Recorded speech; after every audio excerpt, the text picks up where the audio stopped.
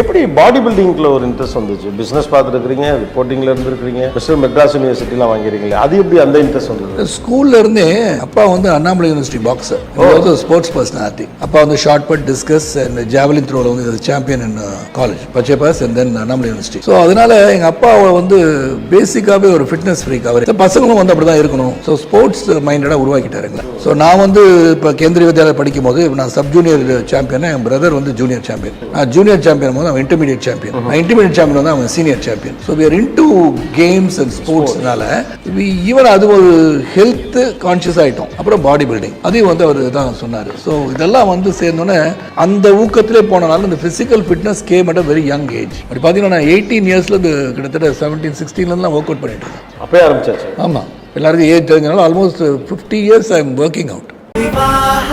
மணப்பெண்ணின் பிரத்யேகமான திருமணம் விவாஹா தி சென்னை சில்க்ஸ்.